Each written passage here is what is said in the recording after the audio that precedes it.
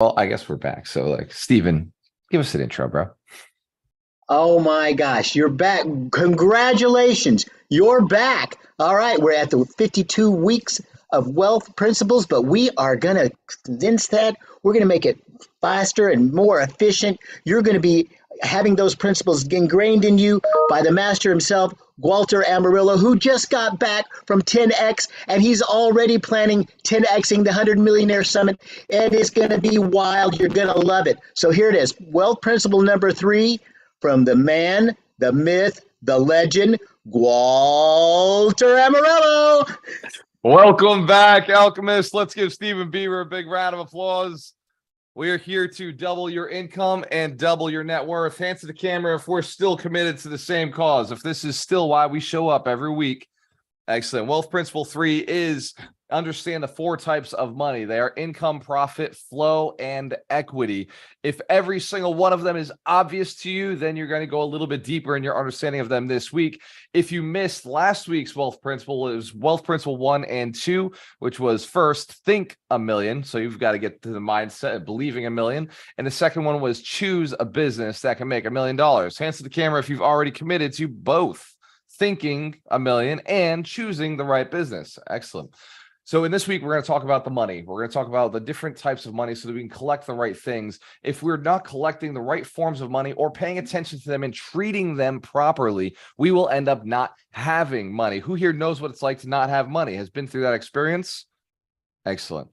So we're going to go through this in no particular order. And I'm also not going to have PowerPoints because this week I was at 10X. And at 10X, they made me stay in Las Vegas, and notice I've lost my voice a little bit because I was yelling about 10X like 1,000 times. Hands to camera if you know who Grant Cardone is. Hands to camera if you know what it means to 10X your life, to go big or go home. So in the past, I used to say, I'm on a mission to build 100 millionaires who are inspired to build 100 millionaires. But on day one, I had to 10X my goals. So I said, okay, fuck it. We're going for 1,000 millionaires. Hands to the camera if you think that's a big goal. That's scary as shit. Hell yeah. But then on day 2, I was still there in the room. I was still there, and they were like, 10X your goals. And I was like, well fuck. My goal is 1,000 millionaires. Like, I guess now I got to go for 10,000 millionaires. So I 10X'd again. So hands to the camera if you know 10,000 millionaires sounds like a hell of a big goal. It's scary as shit. It's like not even possible. Except I do know that 1 million millionaires are being made every year. So I was like, if it's possible, if they are being made, then all I got to do is kind of get in the slipstream and like add a few more to the process. It's already happening. We just got to improve. And then I showed up for day 3, and guess what they said? They said, you got to 10X your goals. And so I said, fuck, how do you 10X when you already got 10,000? So I said, we got to build 1 million millionaires, which is what Vinny Chopra has been telling me to do since I connected with him. So let's give Vinny a big round of applause. Let's give you a big round of applause. Look, I'm 37 years old. I'm going to live forever anyway. So I figure I got a lifetime to build 1 million millionaires. That's a good enough goal to keep going after. While I was there at the event, everybody was talking about this one type of money. Who here knows what cash flow is? Who's heard of cash flow? Answer the camera if you want more of it in your life, if you're okay with the idea of cash flow in your life. Awesome. So cash flow is also known as profit. So today we're going to refer to cash flow and profit as the same exact thing. So as we're going through the 4 types of money, I want to start with the one that I believe is the most fun, the one that you get to keep, the one that you didn't have to work for, the one that other people worked for, an asset worked for, and that is profit. Hands to the camera if you're committed to profit, earning more profit this year. Excellent. Because, when I was at Cardone's event, like one of the things that I liked about it is everybody in the room was a hustler. Everybody was motivated. Everybody was dedicated. Everybody, I didn't have to say this to a single person. When I said do things morally, ethically, legally, like, yeah, but I already do that. Of course. Because Grant Cardone also believes in doing things morally, ethically, legally, which is why he is a billionaire, which is why he owns over $4 billion worth of real estate. And his investors are a part of that, which I think is just a beautiful way to build your business. Your clients become your investors. You build by the way, Grant builds millionaires and then he has them invest in his businesses. Fantastic model. I think every single one of us should commit to doing something like that, helping others make money and then giving their money an opportunity to passively invest in your business. So one of the flows or one of the income streams, like again, the 4 types of money are income, profit, equity, and flow. My favorite is profit. So let's start with profit. And I don't have a PowerPoint because again, flew in last night, landed about an hour ago, took a quick little nap. My voice is shot, but I am here anyway. Hands to the camera if you would still take notes, even if I don't have a PowerPoint. You're still going to do it. Awesome. Excellent. So then we're going off of memory of what I know about each one of these. Let's rock and roll and see how I do. Well, number one, profit. Profit is the earning of money from an asset. It is the earning of money from an asset.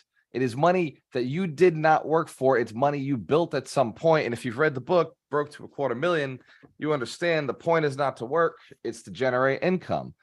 So profit is income that has been generated by an asset. This is the point, is to build assets.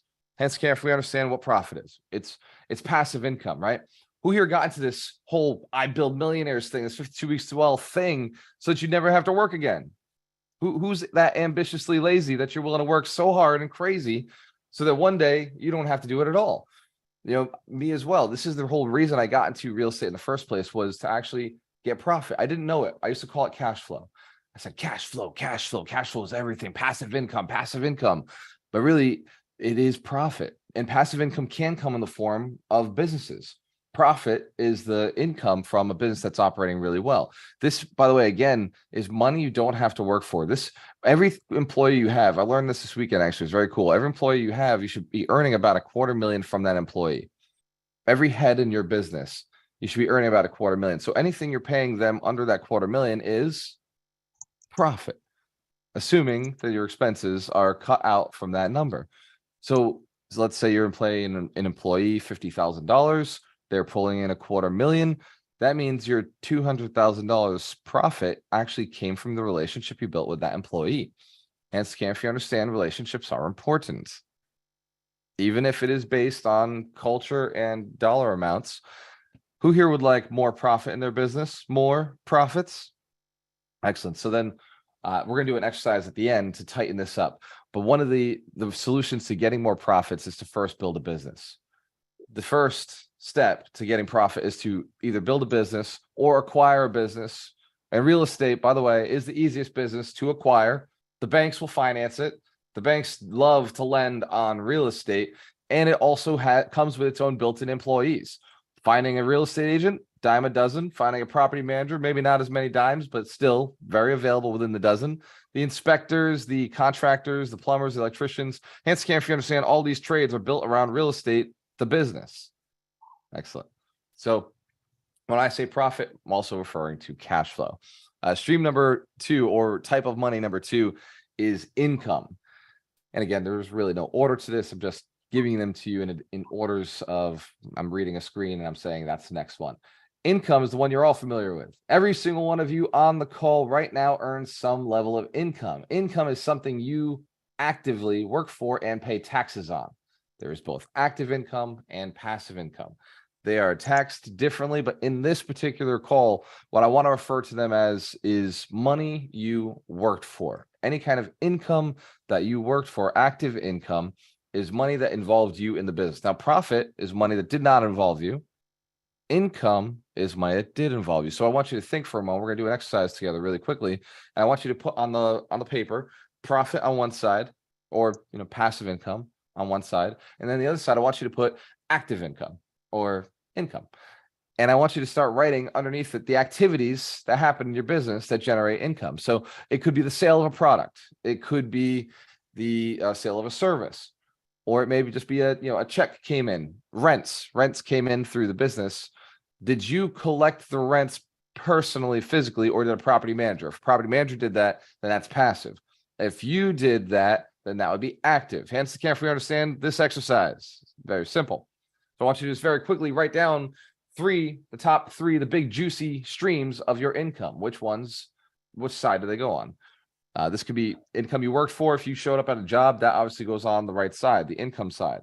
If this is income that came in from your rental properties, or if it came in from your business and you were not involved in your business, then that would go on the left side, on the passive side, on the profit side.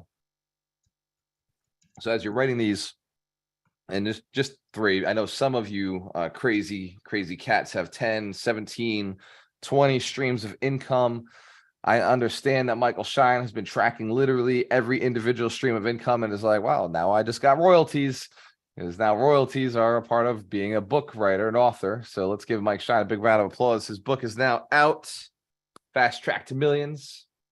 All right, Darina told me I'm not allowed to point out a bunch of calls to action. So don't buy Mike's book right now. But whenever you get a chance, you can go pick it up. So passive income, active income. The active income is the one that everybody's been doing. It is the one you intend to reduce yourself out of. But before you do, don't quit your day job until you've been able to shift it over to passive income, until you've been able to shift it over to profit. So income is designed to be done to find employees. There's something you hear me say often last year during the third season is learn it, do it, delegate. This is the secret to business. I'm going to say it one more time. It's the 3 steps to business are learn it, do it, delegate it. Or delegate it is another way to say hire it out or train it or automate it. So your business, your constant goal is to always be, if you're doing like interactive, like actual active income, you want to learn it, do it, and then automate it. If you are not automating, your business is capping at some point.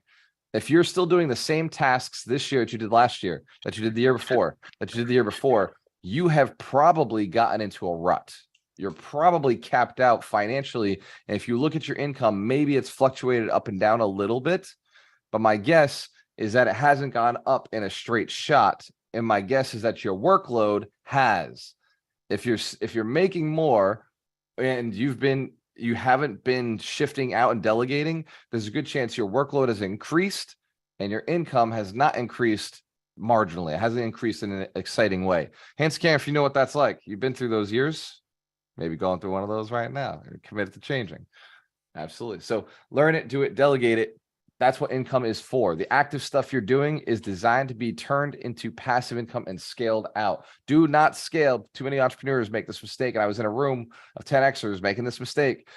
Too many entrepreneurs will go out there and like drive hard on their active income. So they got to keep driving hard on their active income every single year. And then eventually get burned out. And they're like, what the fuck is going on with my business? And they stop making money. Hands can, if you've done that too, you commit to not doing that. All right.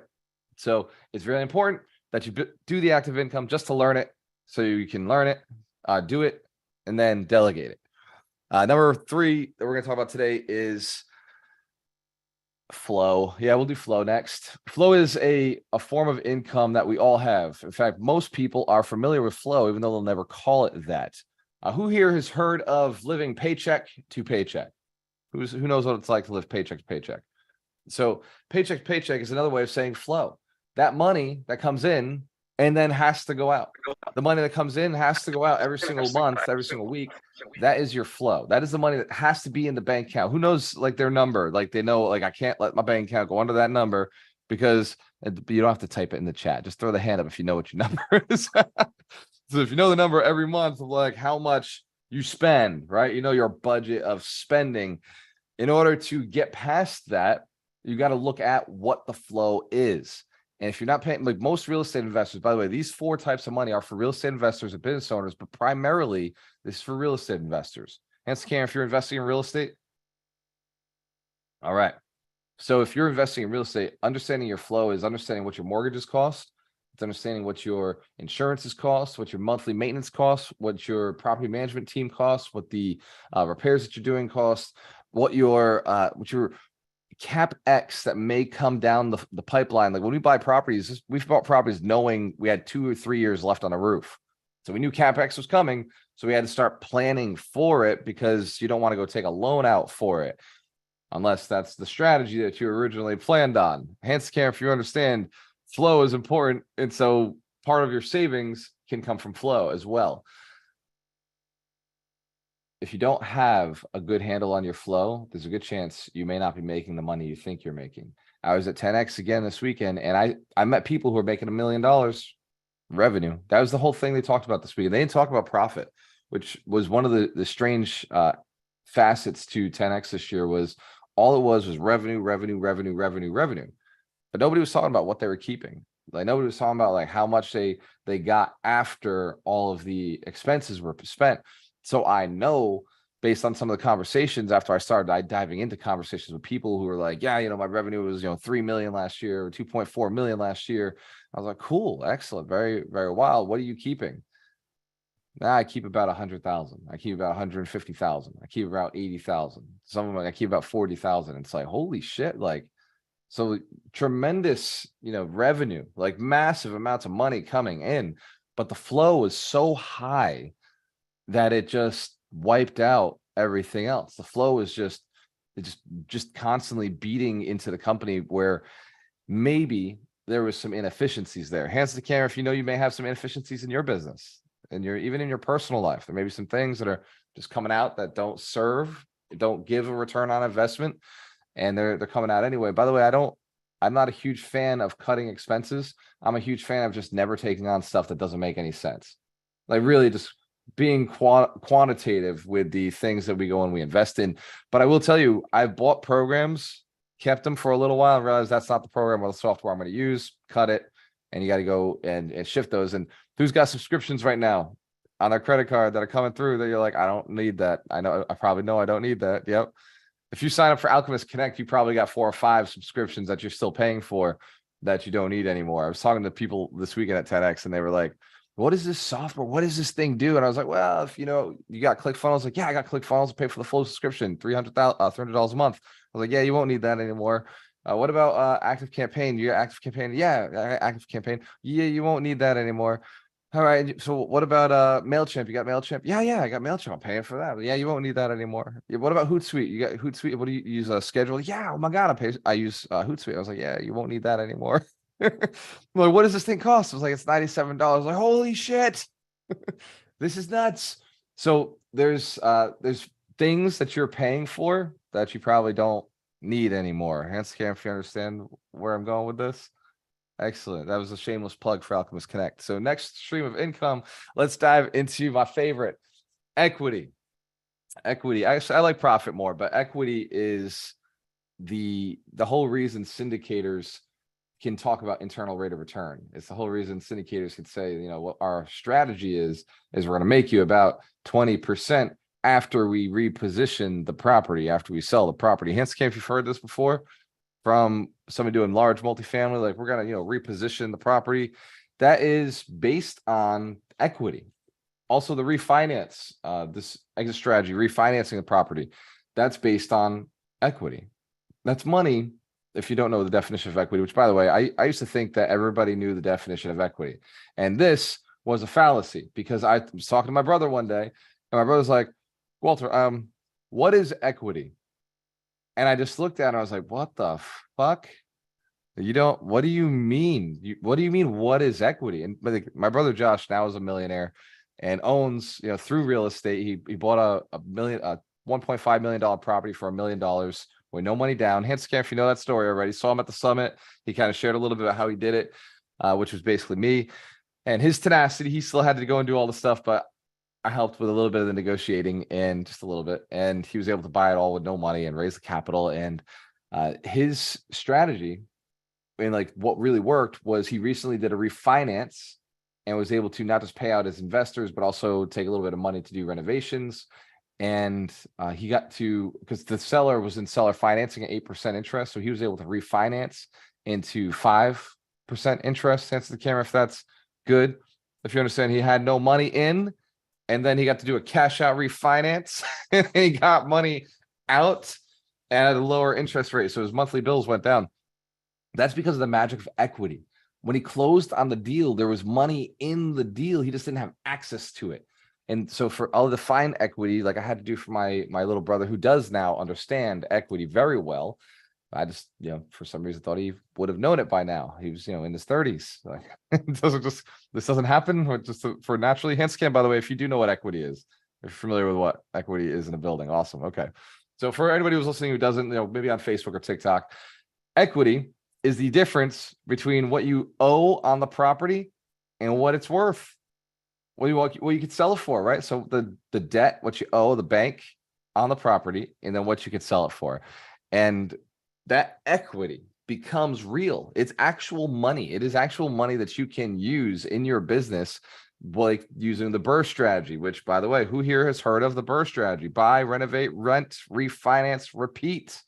This is a strategy in real estate it's what most people do in a up market. When the market's going up, you can constantly re-leverage here, re-leverage here, re-leverage here, re-leverage here. We're now in a market that's going sideways. The BRRRR strategy doesn't quite work the same. It still works. It's just not as easy to pull off. See, before I could buy something at market rate, and in a year or two, it would be 10-20% increase, and I'd have 10-20% equity in the property so that I could do a cash out refinance. Now you have to buy it with that discount in place, with that 10-20% discount in place already at the close, in order to make sure that that discount is there. Because if the market goes sideways, then there's going to be no appreciation on your property over the next 5 to 7 years. In the past, what we've done and what we've always taught is to always buy with a 10 to 20% equity position on the purchase, no matter what the market's doing. And so what it's done for us and our investors in our community in Alchemist Nation is we've been able to make 20 to 40% equity positions and do these big cash out refinances that we're able to reuse into other properties as down payments, and sometimes just pay ourselves. Because the other thing about equity is when you take money out in the form of a loan, it's not earned income, which means it's not taxed by Uncle Sam. Fancy Karen, if you understand now how real estate investors can earn lots of money without being taxed, we're borrowing it from our assets that pay us back. Is a very good strategy if you understand the 4 types of money and how to use them in your business and when to use them and what to control around them. Your business starts to become, well, just a business in general. So I saved it for last because it's important. Equity is the main reason, and appreciation is the main reason that you become rich. But you need cash flow. I started with profit first because you need profit in order to survive, for your business to grow, to be there long enough for the appreciation to ever take hold and have effect. Hence, if you've been told cash flow is king, profit first, right? You got to profit first, pay yourself first. If your business doesn't profit, if it doesn't make passive income, there's something wrong in your business. You must adjust. You must dial it in somewhere. You've got to raise your standards for yourself. What I liked about 10X, I was asked earlier, what I liked about 10X is that everybody in the room believed in themselves. Everybody in the room knew they were worthy of more. Everybody in the room wanted more. They were hungry. There were like a bunch of Dorinas in the room. They're like, I want more. I want horses too. Like, get me that. Get me this. Let's go. And that belief system kept them focused on how to do it. They kept them focused on the next step, on doing the next thing, on taking the right actions, on showing up, right? I was asked earlier, was diamond tickets worth it, right? Was paying $10,000 per ticket worth it to sit in that front group at the event? And I will say it may or may not be worth it for you. It was worth it for us. And one of the reasons is it got us into rooms that nobody else could get into. And one of the weird reasons is that it deflected people who didn't feel worthy from talking to me, which sounds like a dick move, but it saved me a lot of people who just were not confident in themselves. People didn't believe in themselves. People who probably aren't going to be action takers didn't come over and have a conversation with me. It was only other people who also wore the red badge that were like, yeah, you and I can connect because we believe in ourselves. Hence, if you understand, when somebody pays $10,000 to be in a room, it's because they believe they're worthy of that. They've got this kind of thing. So I leveraged that and I took advantage of it, but it also pointed something out to me, that some people just don't believe that they're good enough, that they are, can make it, that if they spend $10,000 to be at an event to connect with the people who also spent $10,000, that they might not have money after the event. There's a belief system, right? Like, Hanson can't understand, they don't spend the money because they don't think they're getting back. That's the reason. It's the only reason you don't spend the money, right? For us, for me and Dorina, like one of the conversations she'll tell you we had before the event was, fuck, we spent 20 grand to get here. I better go be effective this week. I better go reach out to some people. I better have some conversations. That money forced me to be an effective human being. Because when I was in my hotel room, tired, exhausted from networking and talking to people, socializing, I don't want to get out of bed the next day. I was like, dude, like I'll buy the recording, right? I'll watch, Tom Brady on the video. But what kept me going, like showing up in the room, is I spent 20 grand and I don't know if I got it back yet. I better go out there and connect and grab some people. And the other thing that helped, by the way, outside of the fact that, I paid 20,000 to be there, was knowing that we're running the recession proof challenge right now. Hence scan if you're in the challenge, and you know exactly why this is important to me too. So at the beginning of the month, I said, I'm going to run this challenge. I'm going to do it with you. I'm going to go raise $1 million of new people I've never talked to before. So I can't use my old database, which is what the recession proof challenge is. It's to take a bunch of people through and say, look, you got no people? Cool. Me neither. Right. I'll go through it with you. I'm going to go do this with people I've never met in my life. And I was able to connect with 130 people this week in 3 days. And the challenge has 4 steps. 4 of the steps are this. Ready? Step 1, 10 people per day. You must reach out to 10 people per day. Step 2, you must put 4 into your database. I put 130 into my database. 130 in my database. I did it in 3 days, but I say do 4 per day over 21 days. That'll get you 84 people at the end of our 21-day challenge. The idea is 1/3 are going to love you no matter what. 1/3 of the people you talk to are going to hate you no matter what. 1/3 of the people you talk to are not going to care about you, your message, your brand, your company, what service you provide, what you do, your industry, no matter what. In fact, I was at 10X and this beautiful older woman came up to me and started talking to me pointedly like, oh my God, like, what do you do? And I was like, I build millionaires. And she's like, money isn't everything. And I was like, do you know what fucking event we're at? Well, we're at 10X, woman. Money is everything. This is the one safe place I have. Don't take that away from me. He's like, it's all, your health is more important. And I was like, look, I know right now that you and I are never going to get along. So I'm going to do you a favor and not get your contact information. And I'm going to move on to the next person. But I'm going to give you a pro tip. Don't come off so goddamn aggressive at a money event saying that money is not important. It's not going to work for you. And I realized that woman and me, we will never, ever want anything to do with each other's businesses. And I was able to walk away from that, and I saved her the time of doing it. So now I too was a hater. I now know that I also am a hater. I'm one of the 1/3 who will never be interested in somebody who's that aggressive about a product that obviously I'm not showing up for, right? Hence, if there's things that you don't like if somebody came to you and was like, you should live on welfare and never work again, like you'd be like, fuck you. I want to earn it. I want to know that the thing I'm doing is worth something. So we also are part of that group. We can be haters, right? We're haters of the people who don't stand up for themselves, who don't do the things they believe in, who don't get up and create something new in this world. Hence the can if you're committed to changing your life and the lives of the people around you. Yeah, so that means by proxy, we must be against the people who just accept things the way they are, who accept that, money is evil. Money is the root of all evil, and you got to work hard for it, and you shouldn't work too hard. There's balance. You need balance in your life. I believe in counterbalance. I believe in the effectiveness of your time. You swing this way for a little while, as long as you build an asset, I'm fine with it. So that when you come back, that asset's still working for you. Totally cool. Hence, if you're committed to building assets after this call, this is your main goal, your main focus this year. Excellent. The more assets you build that are cash flowing for you, the more money you'll have. The other thing we do in the Recession Proof Challenge is we make social media posts. If you're like one of those people who's like, I don't want to post on social media, shit, none of us do. No kidding. You're not special. I don't want people to know, or I don't think I can post, or I can't do the thing. Like, yeah, we work through it because social media, although not a quick way to get business, over the long run is a really great way to build influence. It's a fantastic way to build rapport with people who you've already connected with. I think social media is better than email. Hence, if you open my posts at least once a week, you see my posts on Facebook, social media, any kind, awesome. Hence the camera if you ignore my emails, if you get emails from me that you don't open. Excellent. It's interesting because I know you read my posts on Facebook more often than you read my emails. Hence the camera if that's true or true. Yeah, absolutely. So your social media is important. It's your follow-up. It's the relationships with your people. So we make everybody in the Recession Proof Challenge for every single day post 3 types of content: 1 video, 1 picture, and 1 text every single day for 21 days. Hence, if that's grueling. It can be exhausting. It can be very taxing, but it can also be extremely profitable because now people know who you are and what you stand for. And then 4, we read 3 books.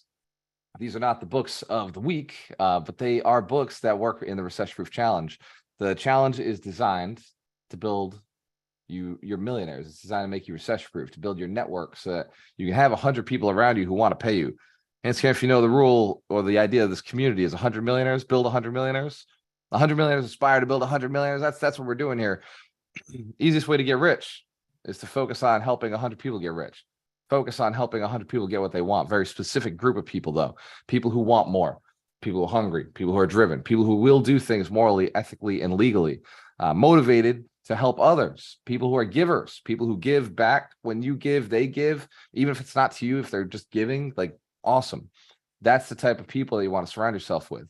So that idea of giving, helping, supporting 100 people and helping them with their finances in some way, like if you're a real estate agent or you're a closing attorney or you're a financial planner or you're a property manager or you're in the space, you're a contractor, you're somebody who can help people as they're investing in real estate, then there's a good chance that if you helped 100, you might make $1 million yourself. Hence, Cameron, if your business is structured in that way, where if, like Jared is a landscaper, if he cut landscape for 100 millionaires, 100 property managers, or 100 property owners, there's a good chance he'd be making $1 million. Right? So each one of us, no matter what business you're in, mortgage brokers, same thing, right? 100 clients that you constantly getting loans for, the same clients every year, getting another loan for them every year, 100 loans. Like, I think at some point those loans get bigger and bigger and you become a millionaire through just doing what you're doing. Anyway, the 4 types of money in order of importance, wherever you're at. There is no order of importance. There's just review each 4 and take a look at them and increase them all, including flow. I'm okay with you increasing flow as long as it's effective. There are some forms of flow, like advertising, that make a lot of money. There's also some forms of flow like education and live networking events that make a lot of money. We're sponsoring events now. We're sponsoring the Tampa Bay RIA in Florida here, and it's going to be tremendously impactful for that community and for our community as a whole. We're offering all of our free trainings on AlchemistNation to the group, and the group leader is giving us a space to come and talk a little bit about what we do and share our knowledge. So it's been win-win for both of us. And one of the reasons we connected was Grant Cardone. First time when we sat down, he said, man, I just want to do whatever Grant's doing. Whatever Grant's doing to serve, like Grant, like, changed my life. I just want to help him and do what he's doing. So he does syndications. He owns a real estate brokerage. He runs the Tampa Bay RIA. He's got all these different companies that he runs and supports and creates jobs. And that's why I got along with him. Hence the camp, if you can understand, like, the two of us sitting in the room together, we're like, yeah, 10X everything, right? Let's keep going. So as much as AlchemistNation is our own brand, we're our own community.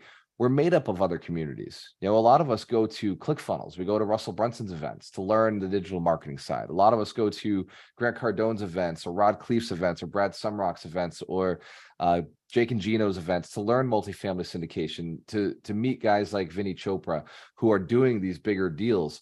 A lot of us go to other events like Liz Faircloth. She's got Invest Her. There's a whole group of women who go to Invest Her to learn how to invest without, feeling the discomfort of being surrounded in a room full of men who sometimes, when women have a challenge of just feeling like they can do this. Hence, Cameron, if you know, half of our community is women, right? Like 50% of the people who've bought our programs and jumped into our stuff, these are some strong, independent women. So it's really important. If you don't have your spouse on board or you think that she can't get on board, you might be wrong.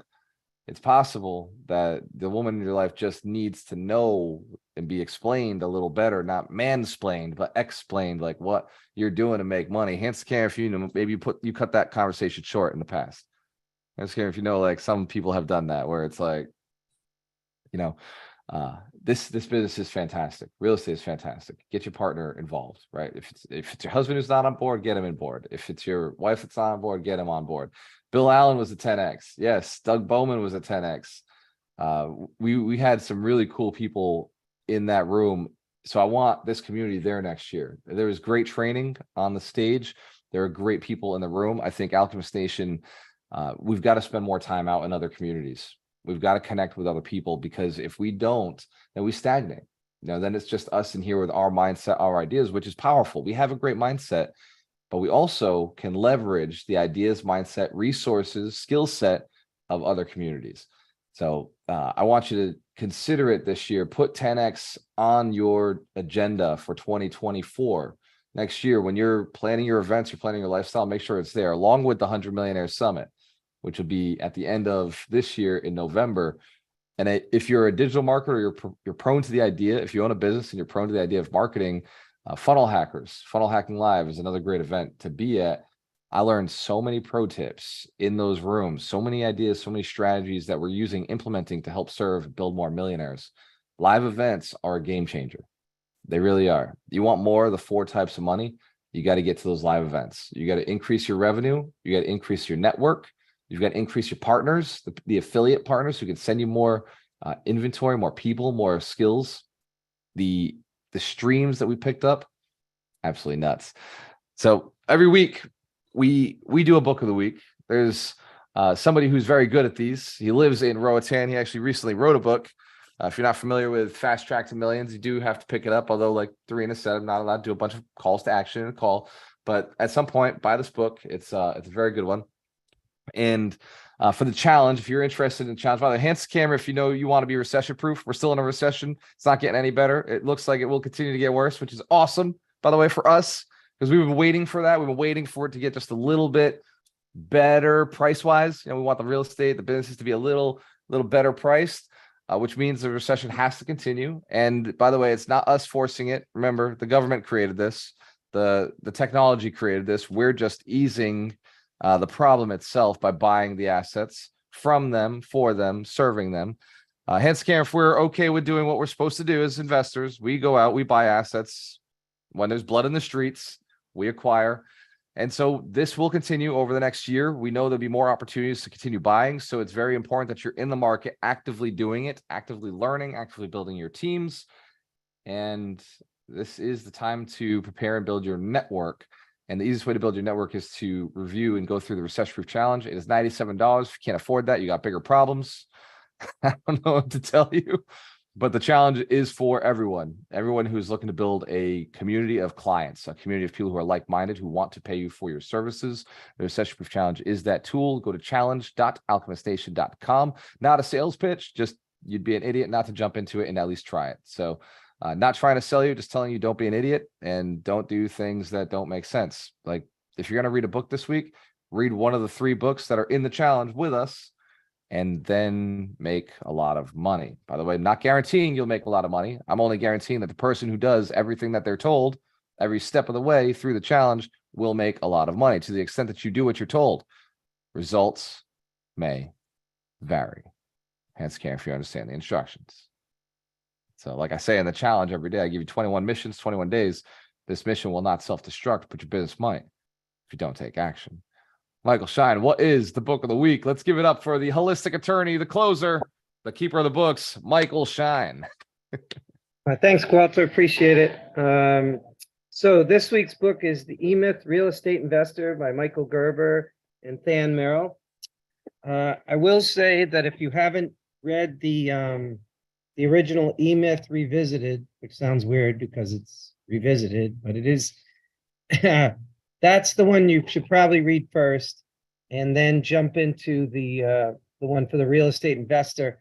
Anybody who has a real estate investment company, even if it's just you, should definitely read this book. It's all about systems and the fact that most of us, the E-myth, is that we're all entrepreneurs. So what happens is a technician goes out and says, oh, I know how to make a widget. And then suddenly thinks that because I can make a widget, I can run a business that makes widgets. And it's totally different. Technician versus manager versus entrepreneur are 3 different roles. And so Michael Gerber really kind of sets you straight about how you should set up your business. And so especially if you're in the beginning point of starting a business, read the E-Myth Revisited. And then if it's a real estate business, E-Myth for real estate investors. It'll blow your mind. It uses McDonald's as a model. It says, act as if you were going to open 5,000 stores, because if you were going to buy 5,000, you were going to open 5,000 McDonald's. Well, obviously you can't make the hamburgers. You know, you can't be all over the world making hamburgers. And that totally changes your mindset about how you create the business and the way, because what happens is if you just say, I'm going to make one store, then you're just going to buy yourself a job. And we're trying to not buy jobs. We're trying to have a business that can run itself. And hopefully 3 or 4 or 5 years from now, you're going to sell that business. So that's what this is all about. So build a business to sell the business. I know that's not this one, but it's one of the wealth principles. And geez, Louise, these books, the E-Myth, any of the E-Myth, make sure you get E-Myth Revisited, and then you get the real estate one. Great books, especially if you're starting out. But everybody should read it. That's my review of the week. Thank you. Let's give Michael Shine a round of applause. He's the keeper of the books, the holistic attorney, the closer, does all of our real estate deals. And he pointed out wealth principle 33, which is to start your business, to sell your business, and get rich. We're not there. We're only on wealth principle 3, but it is coming. And it is important just to know that that is one of the strategies that makes it necessary. Every year we review our business and say, am I ready to sell? If I'm not, what do I need to tweak to adjust to get it to the point of being saleable? If your business is not saleable, then you don't have a business, you have a job. And that's not the point. The point is not to work, it's to generate income. So let's one more time give Mike Shine a round of applause. And I like what he said about the E-Myth Revisited is a fantastic book. The E-Myth Revisited is the first book I read. It's right back there. But this one, what he just talked about with Than Merrill, the E-Myth Real Estate Investor, it goes back and forth chapter by chapter.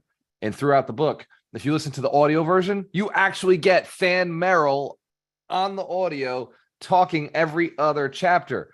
There is a warning to that, though, because the other speaker is actually Michael Gerber. And Michael Gerber is losing his voice. He sounds like me, except slower. So on the Michael Gerber chapters, what I did was I sped up my Audible so I could get through it. And then I had to slow it back down because Than Merrill is still young, still got a really great voice. Like Michael Gerber's got a great mind, but his voice is going. He's one of the few authors that I don't think should read their books anymore. Although Than Merrill just really, if you just listen to the Than Merrill chapters, just skip the E-Myth chapters, you would get a ton out of this book. Hands to the camera if you know this is a great book to review. It gives you an idea of what to look forward into as you're building your business for sale. It really preps you. Go ahead, Mike. Well, just letting you know that when Michael Gerber did the original E-Myth Revisited, his voice was much better. So if you do the Audible of the E-Myth Revisited, that one's fine. But I totally agree with Walter. It was hard to get through the Audible version of Real Estate Investor. So yeah. Hell yeah. So I see it's ready. We're ready for questions. Every week we do questions. Let's open it up. Go ahead, Richard.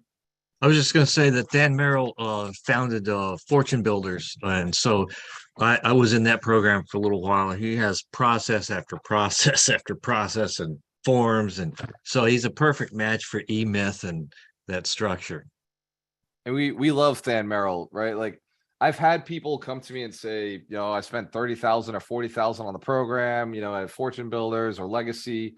What is the Elite Legacy? And they're like, oh, I spent so much, I didn't get anything out of it. And then I've also had people come to me and say, I spent the 40,000, 30,000 at Than Merrill's event or Robert Kiyosaki's event. And I totally learned everything I needed and I became successful. So I don't know that it's the program. At this point, I'm just I think maybe you just weren't ready or you didn't believe in yourself or you didn't take all the action. Because I know Richard's crushing it. He went through the program. I know Doreena's crushing it. She went through Legacy. So I know that maybe some people are not the ones. They're not ready to go and spend that money. Don't spend that money. If you don't believe in yourself, you're not ready to do it. I don't believe in spending 30, 40,000 on a program that you can't commit yourself behind to do everything that it takes to get the money out of it. In fact, 10X this weekend, Grant sold a $40,000 program. He called it 360, 10X 360. It was all the fucking letters and numbers in there. And it's a cool program. And people are well, are you buying it? And me and Mitch Durfee were well, for us, we know the stuff. That's not why we came. for us, it's belief and mindset that holds us back. When you're past all the knowledge and you get to the point where we're at, where it's no longer knowledge, it is truly just burning desire that will stop you from getting to the next level. That's a different game. But most of the people in that room, some of them were like, earning $3-4 million a year. They had technical skills that were required. They truly needed these systems that these guys are putting together to get out. Like you just said, Dan Merrill puts a really good tactical step-by-step kind of system put together. Like these guys did the same thing. So for some of the people who bought the $40,000 program, I'm like, yeah, I know that's gonna blow up your life. And then some of them bought the $40,000 program. I'm like, I think you just had extra money, or you need an excuse to say that you couldn't be successful because somebody else, their program didn't work. Like I could say, who here has heard people buy a program and you knew they were never going to do it? Does anybody been in the room like felt that before from a person? You're like, oh my God, like why did you buy this? Like you are definitely not an action taker. You're definitely not gonna implement on this stuff. Like I don't know if you know, but this buying it doesn't mean you become successful, or you got to go do the work. So I felt a little bit of that at the event, but then I felt it from other people who were like killers. Like they're like, oh, I bought it. I was like, of course you fucking did. Like obviously, like you're gonna get the most out of this. You're gonna make $2 million extra, or maybe you're gonna get time with your kids again that you deserve. So that's my rant on programs and products. But it just is what it is. Go ahead, Tashin. So as of last week, I was thinking, we were talking about buying businesses instead of, trying to create a business. And I started asking myself, I'm getting into real estate investing. What's one way that I could be of value, or a service that I could add that could be of value? And I really started thinking about, I know over 100, maybe 200 different investors, but I don't know anyone who owns a title company. So I started, kind of looking into. What do you mean you don't know anybody owns a title company? Me and Mike Shine, we own a title company. See, okay, I should say I wasn't aware of any of the people that I know that actually own a title company. That's able to offer the title. So what is the question, Tashin? What do you got? So I was trying to figure out like if you think, with having a network, if that's something of value. Obviously, I know it takes time to get to that point, and I'm not ready to go buy one yet. But if it Got it. You're looking to buy You're looking to buy a title company. So the only reason you would buy a title company is because you sell something other than title. So if you can make money from the database of that title company, if they have a database, if they don't have a database, it's not worth buying. Don't buy the company. Right? If they don't have a database of like closings that are coming through, a way for them to bring business in, they don't have a bunch of relationships, then you don't buy the company, because what the fuck are you buying? Right? You're just buying something you have to now work in, right? You're buying a job. You got to go market and sell and like bring people through. All you're doing is buying like something that can process loans, which is crazy. Don't do that. What you do want to buy is a list that you could then monetize afterwards. So a closing company, like a title company list, maybe if you're raising private capital, right? If you're looking to raise private capital, then you might want to know all of the people who are on those closings. Right, every lender that was on those closings, every investor who bought in cash who was on those closings, every seller who sold property is now sitting on money. Right now, that those are relationships you go back to and be like, hey, I remember that closing we did. You made $250,000. What are you doing with it? What do you got? You want to earn some capital? I got this investors looking to buy. Right. Go ahead, Mike. I just want to say, Tashin, I'll send you that $100 for asking that question. Appreciate you, man. So Mike Shine obviously owns Alchemist title, so that's a great question for him too. So Tashin, only buy businesses where the list you can make more money on. Like a business that I like is real estate investor associations, and there's a few of them that are like for sale. That, well, nobody knows they're for sale, but I know they're for sale. And like these guys will sell at a super steep discount, and they have big lists. We're not talking like small lists. We're talking like 2,000-3,000 real estate investors in their market lists, and they get in attendance, 60, 70 people a month. To me, like, that's closings as a real estate agent, closings as an attorney, closings as a lender. That's people who are going to want training and education so we can bring them through the mentorship programs. That's people who will show up to the 100 Millionaire Summit. So that's tickets sold. So there's a lot of opportunity on a list like that, on a business like that, for us to jump in and be able to monetize. So, just when you're thinking about buying businesses, Tashin, like, what else can you do, right? What other avenues do you have? Like, if you're buying mechanic shops, like, do you have the ability to add an auto body component to it, or a, even if it was just Sirius XM, right? Like, you're adding something to the business that already pre-existed.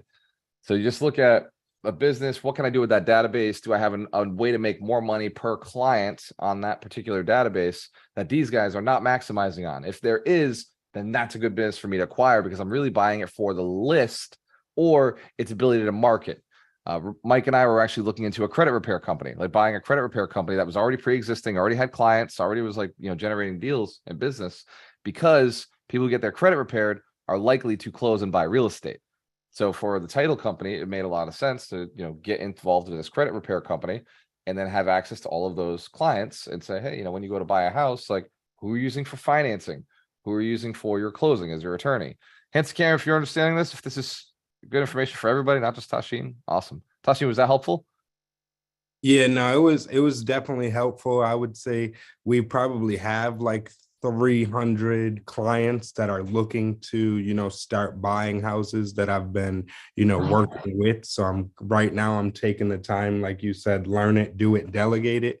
So I'm taking the time to really like learn the service that I can provide. So that way, after I learn it, I can then do it and start delegating it to other people. But I was thinking, because we had, those 300-400 clients already looking to close, how could I not only help you close, but then generate additional income, which is where I thought of the title company. Because if I could show you how to close is one thing, but if I could actually close it for you, I assumed it would be, something else and generate additional income.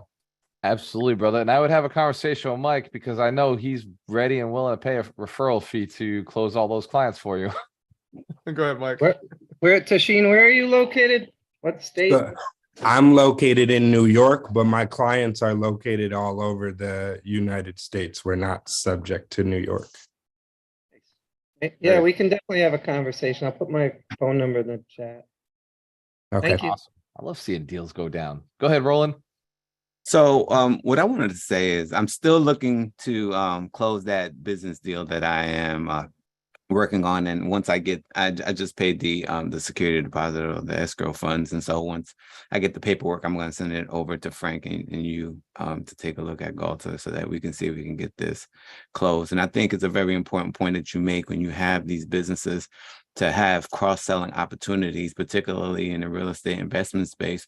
One of the values that I want to bring to our owners is making sure that they understand that tax is their biggest liability, not their mortgage.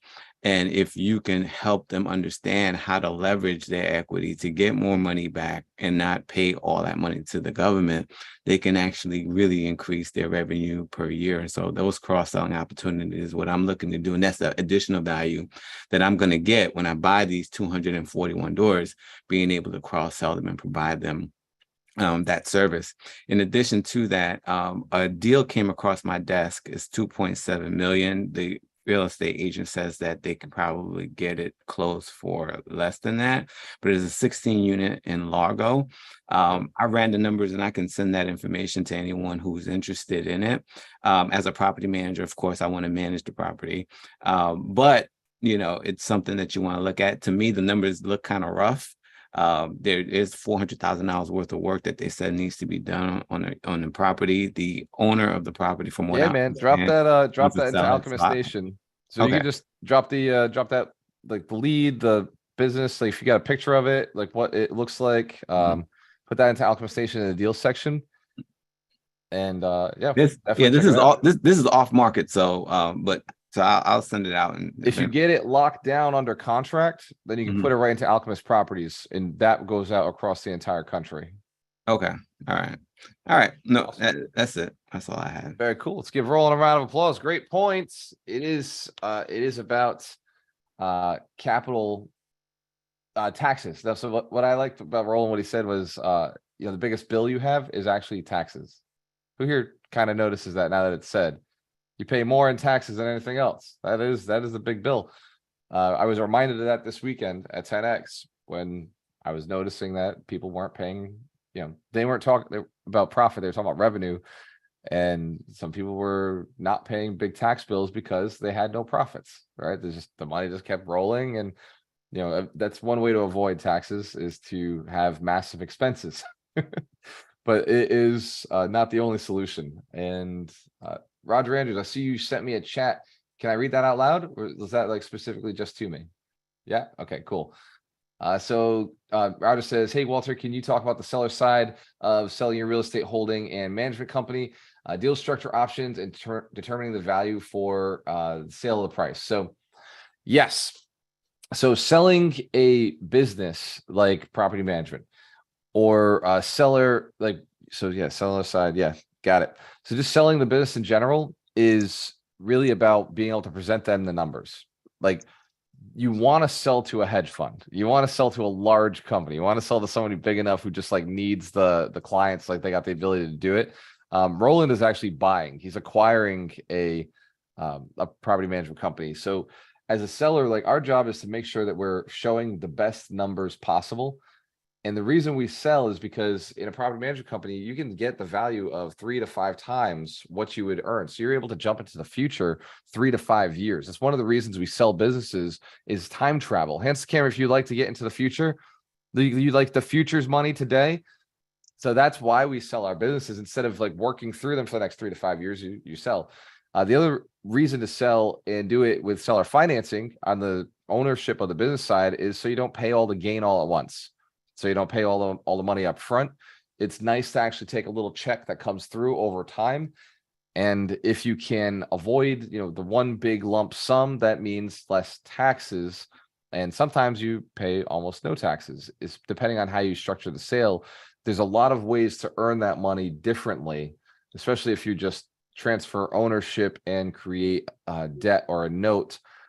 Again, this is something you might want to talk to your tax accountant or your attorney for, but let's see, and don't forget, I have the property ownership as part of the company. Yes. So you're actually selling the properties themselves and the property management along with it. So you may actually want to split that up because you may get a better price by splitting and selling them to 2 different buyers, selling the property management company itself first, and then going and selling the assets secondly. Because the property management company, and by the way, when you sell it, they're probably going to want you to stay on 2 to 3 months. If they're smart, if they're not smart, they may just say, oh yeah, cool, we bought it, and carry on. But if they're smart, they'll put you into the contract to stay on for 2 to 3 months to make sure things are working and things are going well. And I would suggest whenever you sell a business to do that, right? You built the business so that it would be beneficial to your community, to your people, and to your employees. You want to make sure that you're staying on for a little while to make sure your employees and your staff are taken really good care of. And it's hard to do that if you just, sell the business, cut and run. Stay on for a little while, make sure that they're doing well, learn it, do it, delegate it, right? It's just, there'll always be like little mistakes when you sell a business, and you want to be, do it morally, ethically, legally, so that they're on the best foot when they take over. But there is that would be my suggestion, Roger. Split it up, sell the property management first, and then go and sell the assets second. And I would seller finance both and offer some suggestions for growing the property management business. Make sure your systems are in place so that they don't rely just on the portfolio of the assets you have. In case the new manager, the new owner takes over and says, I don't want any of this property management. I don't want this company. I want to manage it myself. So, to help them out, you may want to expand your business just a little bit more. Just take on some other outside clients so that their portfolio of clients is a little diversified. It's not all locked into one. Was that helpful? Awesome. Let's give Roger Andrews a round of applause. He's a multimillionaire in the community. Came up with AlchemistNation right alongside. He's been mentoring a lot of our students, a lot of our community members. So definitely love seeing our millionaires like paying it forward, giving it back. It's all part of the culture that we've created and instilled. And He's living proof that artists can make money, and not just make money, but artists can get rich. So one more time, let's give Roger Andrews a round of applause, and Mike Shine and Roland. Great questions. Tashin, we'll take one more question before we jump off. I do have the recession proof challenge today at 1 o'clock. So if you're interested in jumping in with us, don't start this month, but pay for it now, and then jump in with us next month. It starts the first Monday of March, and it's 21 days. It's intense. It is valuable. It is the best program. I'm telling you, the best program for the dollar amount you're getting that I've ever created. Hands if you've been through the challenge and you know exactly what I'm talking about. It is tremendous. You said it starts in March. The next one starts in March, first Monday of the month. We'll go 21 days straight, and we'll take a week off, and then we'll be back at it. It is currently going right now. We're starting week 3 right now, but it wouldn't make sense for you to jump into week 3. It would make sense to jump in right at the beginning of the challenge, go all the way through. But if you pay today, I'll let you sit in all of this week and kind of listen to the challenge and get an idea of like what the last week looks like. Hands to camera, it's nice to know what the future holds.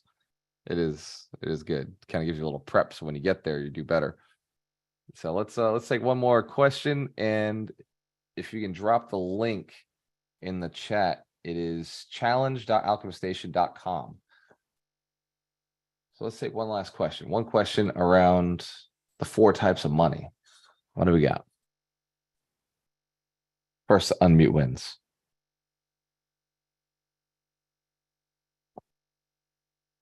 And let's give our team a round of applause. Well, since I'm waiting, by the way, just unmute the mic. Team Steven, Michael, Mitch, Jorsky, Mark, Amy, we got Jen, Frank. This weekend, I was killing it because I was networking using Alchemist Connect. I connected with 75 people in 2 days. And after I found out those numbers, Frank texted me, said, man, you connected with more people in 2 days than I have connected my entire year. Hence, if you know, real connections are important in this business, right? These are all high, like multiple 6 or 7 figure earners. And after he told me that I made all those great connections, I took the challenge on. I said, day 2, I'm going for more.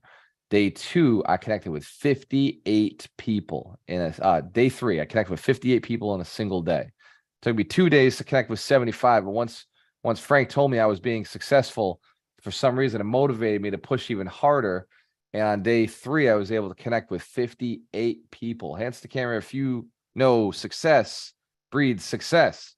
If you track what you're doing, if you got a CRM where you can count the numbers, you track your success, you're going to get a little more dialed in.